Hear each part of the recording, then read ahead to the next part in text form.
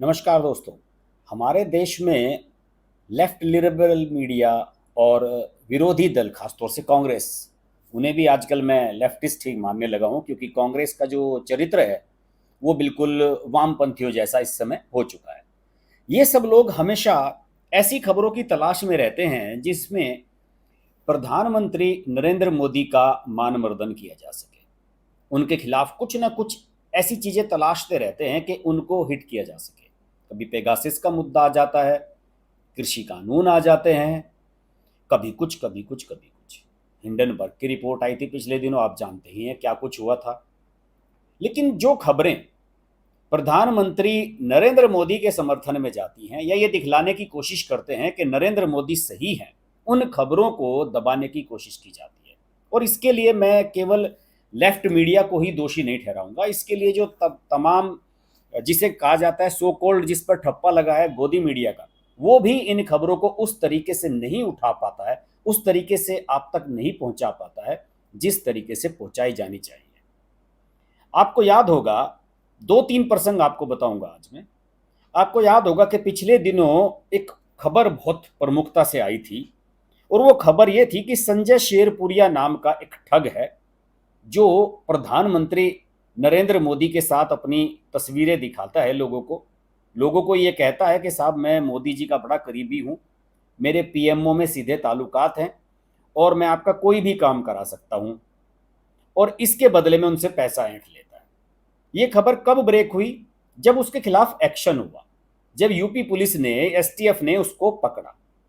और उसके बाद अजीत अंजुम, रवीश कुमार और दूसरे जो लेफ्ट मीडिया वाले हैं, इन सब ने एक ही दिन कुछ ही घंटे के अंतराल में वीडियो बनाए, और उस वीडियो में ये स्टैब्लिश करने की कोशिश की गई कि जो आदमी संजय शेरपुरिया पकड़ा गया है वो कितना बड़ा ठग है, और उस ठग के नरेंद्र मोदी और दूसरे बीजेपी के नेताओं से कितने बढ़िया संबंध है। इसमें मनोज सिन्हा का भी नाम लिया गया, कुछ और बीजेपी नेताओं का भी नाम लिया गया। कुछ कार्यक्रमों में उसकी तस्वीरें थी नरेंद्र मोदी और दूसरे नेताओं के साथ, उनको दिखाया गया। और अजीत अंजुम और रवीश कुमार का नाम मैंने स्पेशली इसलिए लिया कि इन दोनों ने जो वीडियो बनाए, एक घंटे के अंतराल में वो अपलोड किए गए। इसका मतलब दोनों की मिली भगत थी, प्लानिंग थी। इन दोनों को एक ही समय वो सारी खबरें, वो तस्वीरें मुहैया कराई गई, और इनसे कहा गया कि साहब, इन पर आप वीडियो बनाओ और आपके खाते में पैसा डाल दिया जाएगा। वो वीडियो चले, लाखों लाखों इन्होंने पैसा कमाया, खूब व्यूज मिले उन्हें, और इसके अलावा इन्हें जॉर्ज सोरोस जैसे लोगों से फंडिंग भी मिली उसके बदले में। उस खबर में ये स्टैब्लिश करने की खूब कोशिश की गई, डिबेट कराई इन्होंने, और ये खबर स्टैब्लिश करने की कोशिश की गई कि देखिए बीजेपी के कितने बड़े ठग से संबंध है। अब आप एक बताइए, अगर बीजेपी के इतने बड़े ठग से संबंध थे, तो फिर बीजेपी की ही योगी की सरकार ने उसके खिलाफ एक्शन क्यों लिया? और ये एक्शन रुका नहीं है, इसके बाद इसमें ईडी इन्वॉल्व हुई, केंद्रीय जांच एजेंसी। जब गृह मंत्रालय को यह लगा कि प्रधानमंत्री के नाम का कोई दुरुपयोग कर रहा है, ऐसी घटनाएं पहले भी होती रही हैं, तो ईडी को इसमें इन्वॉल्व किया गया, और ईडी एक के बाद एक सर्च कर रही है। अब कोई भी left liberal media, Ravish Kumar, इस बारे में सही खबरें आपको नहीं बता रहा है कि संजय शेरपुरिया की जो जांच हो रही है उसमें क्या चीजें सामने नजर आ रही हैं। अभी 4-5 दिन पहले ईडी ने दिल्ली और एनसीआर में एक बड़ी रेड की, और ये जो बड़ी रेड हुई, ये एक ऐसी कंपनी थी जिसका नाम था माई स्पोर्ट्स प्राइवेट लिमिटेड। इसके कई दफ्तर थे, उनको खंगाला गया, और वहां से 4.6 करोड़ का पैसा बरामद किया गया, और बहुत सारे डॉक्यूमेंट्स और कागजात बरामद किए गए। शेरपुरिया ने बताया जाता है कि इस कंपनी में अपना पैसा लगाया हुआ था, और तभी ईडी इस कंपनी तक पहुंची। और इस कंपनी का कनेक्शन पता कहां से जुड़ा? एनडीटीवी से। आज तो हम कह सकते हैं कि अभी 1 साल पहले एनडीटीवी को खरीद लिया है अडानी साहब ने, लेकिन ये उस दौर की बात है जब डॉक्टर प्रणव राय के पास एनडीटीवी हुआ करता था और रवीश कुमार इसके प्रमुख एंकर हुआ करते थे। उन दिनों इस एनडीटीवी के एक सीईओ थे सौरव बनर्जी, ये उनकी कंपनी है। आज इंडियन एक्सप्रेस में भी इस तरह की खबर छपी है कि सौरव बनर्जी की इस कंपनी पर ईडी ने रेड की है, और इसका सीधा सीधा जो संपर्क है वो संजय प्रकाश राय शेरपुरिया, जिसको संजय शेरपुरिया कहते हैं, उसके साथ ये तार जुड़े हुए हैं। अब इस खबर को किसी ने नहीं बताया, इस खबर को अखबारों ने छापा, इंडियन एक्सप्रेस जैसे अखबार ने छापा, किसी ने वीडियो भी नहीं बनाया इस पर।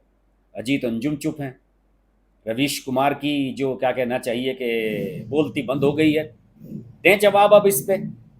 क्या प्रधानमंत्री खुद ऐसे आदमी के खिलाफ ईडी की जांच कराएंगे जो उनका मददगार हो या जो जिसके साथ उनकी सेटिंग हो? क्या ऐसे आदमी की जिसके पीएमओ से ताल्लुक हो, उसके खिलाफ क्या उत्तर प्रदेश की एसटीएफ की औकात है कि उसके खिलाफ एक्शन ले सके? अब सब चुप हो गए हैं। और दूसरी खबर, एक ऐसी ही खबर थी हिंडनबर्ग की। हिंडनबर्ग को लेकर पार्लियामेंट में क्या कुछ नहीं हुआ, हंगामा हुआ, राहुल गांधी ने नहीं चलने दी। नरेंद्र मोदी, राहुल गांधी नाम नहीं ले रहे थे, लेकिन वो बार बार क्या कहते थे, वो ये कहते थे कि 20,000 करोड़ रुपया इसमें लगाया गया, पता नहीं कितना कहते थे, कुछ भी जो मुंह में आता कह देते थे, इस कंपनी में लगाया गया। मैं ये जानना चाहता हूं कि वो किसका पैसा है। उनका कहने का मतलब मैं आपको बताता हूं, वो कहना चाहते थे कि नरेंद्र मोदी का पैसा है और ये पैसा अडानी की कंपनियों में लगाया गया। हिंडनबर्ग की रिपोर्ट का हवाला देकर वो कहते थे कि साहब इसकी पूरी जांच होनी चाहिए, जेपीसी की जांच होनी चाहिए, फला होनी चाहिए, ढिमाका होनी चाहिए। कुछ लोग वामपंथी और जो मोदी विरोधी लोग हैं वो सुप्रीम कोर्ट भी गए, दौड़े दौड़े याचिका लगाई हिंडनबर्ग को लेकर। हिंडनबर्ग को लेकर खुद संज्ञान लिया सुप्रीम कोर्ट ने। उन्होंने कहा कि अगर इतना बड़ा कोई मामला सामने आया है तो ठीक है, हम उसमें एक कमेटी बना देते हैं। उन्होंने कमेटी भी ऐसी बनाई जिसमें कोई भी ऐसा आदमी नहीं था जिसका किसी भी तरीके से सरकारी सिस्टम से लेना देना हो वर्तमान में। और उसकी जांच रिपोर्ट अभी फ्राइडे में आई है, ये जो फ्राइडे गया है 4-5 दिन पहले ही।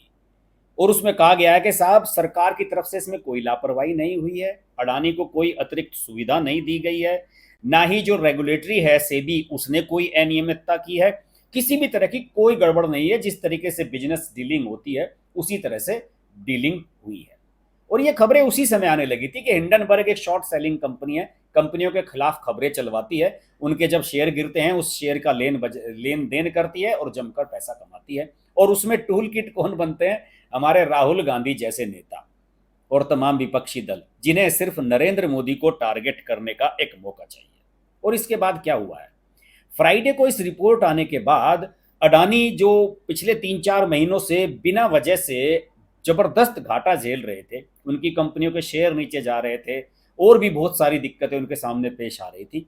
अब इस रिपोर्ट के आने के बाद उनकी जो कंपनियां हैं, सारी कंपनियां, इवन एनडीटीवी भी जो उन्होंने खरीद ली है, Adani power, Adani energy, Adani green, Adani agro, जो भी कंपनियां हैं, उन सभी के उन सभी के जो शेयर्स हैं वो 6 से 23% तक बढ़ गए हैं। इस देश का जो कारोबारी है, इस देश का जो स्टॉक मार्केट में काम करने वाला शेयर ब्रोकर है, जो सबसे डरा हुआ रहता है, जिसे सबसे ज्यादा आशंकाएं रहती हैं, वो अब खुलकर अडानी के समर्थन में आ रहा है। अब कोई वीडियो नहीं बना रहा है कि साहब अब ये बात गलत साबित हो गई हिंडनबर्ग वाली कि उसमें मोदी ने या सरकार ने कोई हेल्प की है अडानी की।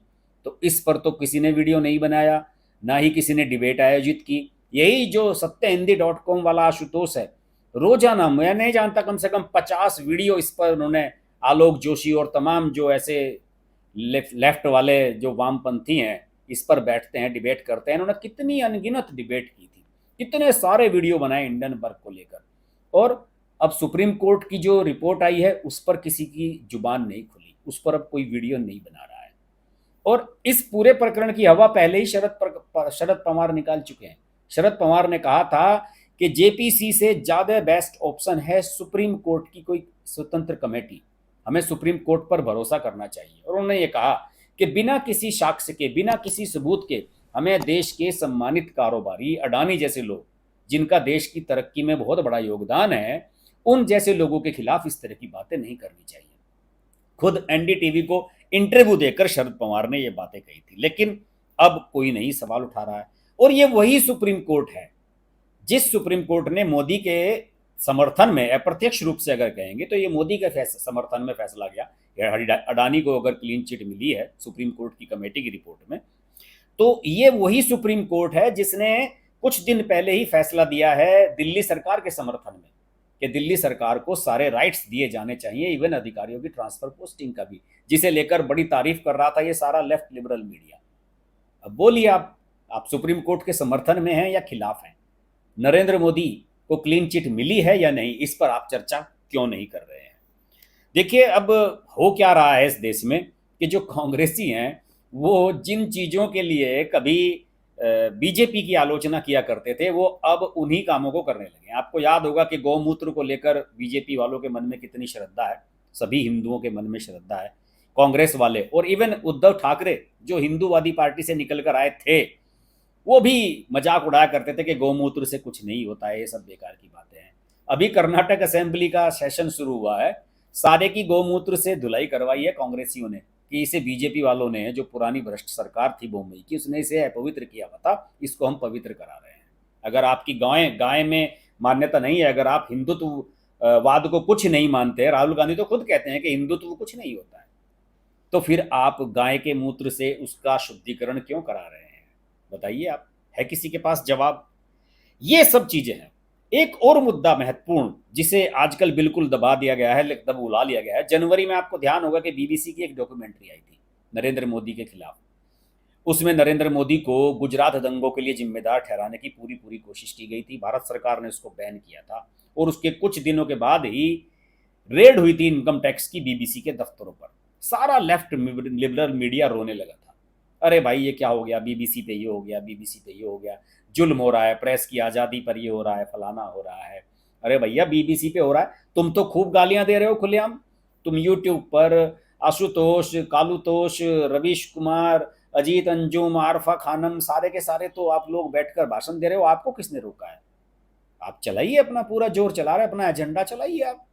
लेकिन बीबीसी जो देश में रहकर देश का रेवेन्यू देश से जनरेट किया हुआ, जय देश के विज्ञापन दाताओं के पैसे से जो कंपनी चल रही है, उस पर अगर सरकार उससे कोई हिसाब मांग रही है तो इन सबको परेशानी होने लगती है। ये मामला दब सा गया था, बीबीसी का मामला। लोग सोच रहे थे कि इसमें जांच पता नहीं कहाँ गई। इसमें दो मामले भी हुए हैं और एक मामला ऐसा आया है कि जिसमें बीबीसी में हड़कंप मचा हुआ है ऊपर से नीचे तक। मैं आपको बताता हूं कि क्या है। जस्टिस ऑन ट्रायल नाम का एक संगठन है और बाकायदा रजिस्टर्ड संगठन है जिसका मुंबई में रजिस्ट्रेशन है। इसने दिल्ली हाई कोर्ट में एक केस दाखिल किया है और उसने ये कहा है कि ये जो डॉक्यूमेंट्री है इसके माध्यम से देश का अपमान किया गया, देश के प्रधानमंत्री को डिफेम करने की कोशिश की गई, अपमानित किया गया उनको, और इसमें बीबीसी को जवाब तलब किया जाना चाहिए और बीबीसी के खिलाफ सख्त कार्रवाई होनी चाहिए, क्योंकि इसने भारत सरकार के प्रतिबंध के बावजूद भी कई हिस्सों में बीबीसी ने इस डॉक्यूमेंट्री को दिखाया। अब ये मामला, आप कह रहे होंगे कि मैं इसका जिक्र क्यों कर रहा हूं। मैं जिक्र इसलिए कर रहा हूं कि जिस वकील के माध्यम से ये केस लाया गया है, दिल्ली हाईकोर्ट में ये अर्जी दाखिल की गई है, ये वाद दाखिल किया गया है, उसको रिप्रेजेंट कर रहे हैं देश के दिग्गज वकील हरीश साल्वे। और हरीश साल्वे की फीस अफोर्ड करना हर एक के बस की नहीं है। शायद एक ही हियरिंग का 15-20 लाख रुपए लेते होंगे, ज़्यादा भी ले सकते हैं। उनके माध्यम से ये याचिका दाखिल की गई है और सारे बीबीसी में हड़कंप मच गया है। बीबीसी के कई सूत्रों से मेरी बात हुई, हमारे साथी पत्रकार वहाँ पर हैं, मैंने उनसे बात की, उन्होंने कहा कि भाई हड़कंप मचा हुआ है, सबको लग रहा है कि अब तो मामला सीरियस हो गया। हरीश साल्वे जैसे वकील को लेकर अगर कोई आ रहा है तो कुछ ना कुछ उसमें ठोस होने जा रहा है। और कोर्ट भी अक्सर ऐसे मामलों को सीरियसली लेती है जब इसमें कोई बड़े वकील पेश होते हैं। आपको ध्यान होगा कि शाहरुख खान के बेटे की जब जमानत नहीं हो रही थी तो उन्होंने मुकुल रोहतगी को पेश किया था और मुकुल रोहतगी ने 24 घंटे के अंदर जमानत दिलवा दी थी आर्यन खान को। ये जलवा होता है बड़े वकीलों का। अब इन सारे मामलों को लेकर सिंगल जज की जो बेंच है सचिन दत्ता की, उसने बीबीसी से उनका जवाब तलब किया है कि आपके खिलाफ इस तरह का केस आया है।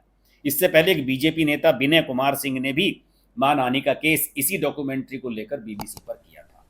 इन खबरों को आप तक कोई नहीं पहुंचा रहा है, इन खबरों को दबाने की कोशिश की जा रही है, क्योंकि इसमें नरेंद्र मोदी का समर्थन नजर आ रहा है, इसमें नरेंद्र मोदी के पक्ष में चीजें जाती हुई नजर आ रही हैं। उठाया किने जा रहा है, चर्चा किन पर की जा रही है, और इस चर्चा का शिकार ये जो तमाम मीडिया है, आज तक, इंडिया टीवी, जो खा जाता है गोदी मीडिया, जी न्यूज, ये सब भी उसी पर चर्चा करने लगते हैं कि संसद का उद्घाटन नरेंद्र मोदी को करना चाहिए या नहीं।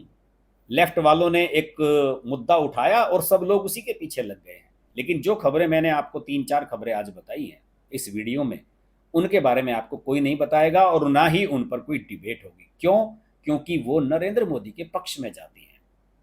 यही इस देश के मीडिया का सही चरित्र है और मेरी कोशिश रहती है कि मैं हमेशा आपके सामने ऐसी चीज़ें लाऊं जिन चीज़ों को हमेशा निगलेक्ट किया जाता है, अवॉइड किया जाता है। आशा करता हूं कि ये वीडियो आपको पसंद आया होगा। अगर ये वीडियो पसंद आए तो इसको लाइक कीजिएगा, शेयर जरूर कीजिएगा। शेयर करने से ही हमें फ़ायदा होता है। आप चैनल को कुछ कंट्रीब्यूट भी कर सकते हैं अगर आपको ये वीडियो अच्छा लगे। और अगर चैनल अभी तक सब्सक्राइब नहीं किया है, सब्सक्राइब जरूर कर लें, नोटिफिकेशन के लिए बेल आइकन जरूर प्रेस कर लें, क्योंकि मेरे लाइव आने का फिर आपको पता नहीं लगेगा। फिर होती है आपसे भेंट। नमस्कार।